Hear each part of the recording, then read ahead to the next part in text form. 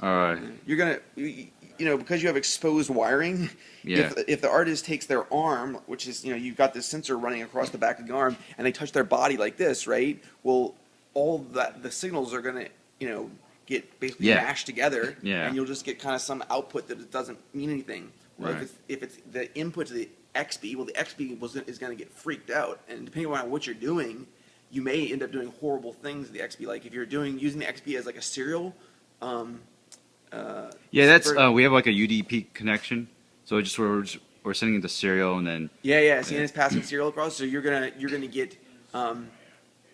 It depends. There's possibility that you'll basically.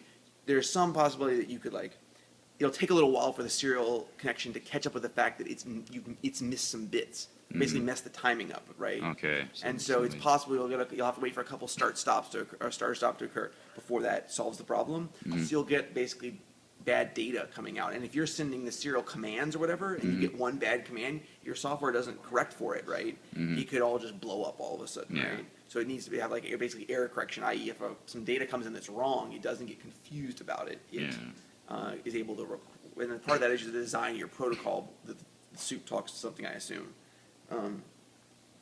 But more to the point, your sensors are going to mess up, so it's going to think the person's flying for a moment, or that their arm just suddenly bent off their body. Right? And why is that? Because there's possible crosstalk. Yeah, because the crosstalk is more along the lines of impedance, or not impedance, but inductance. Like this wire has some current on it, and then like a magnet, right, like an electromagnet induces current on another wire.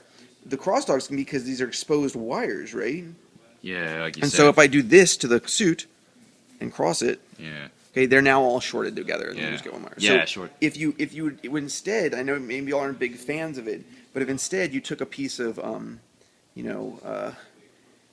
thin fabric, right, and sewed all your traces in it in a straight line, right, space them as far apart as you can, right, and make them as short as you can. You could then just sew that one piece of fabric inside the suit, right, and if it's inside the suit, right, and up across the person's body and right like this, then when you touch fabric to fabric, it'll be an insulator, right? Yeah. Now you do have to worry about the fact also, I imagine, that it's possible that if a person is sweating in this suit, that I don't know how much, a drop of salt water, I don't know what the resistance is across a drop of salt water, but it's possible that with how close some of these traces are, you'll get, you could get a dead short or something. Yeah.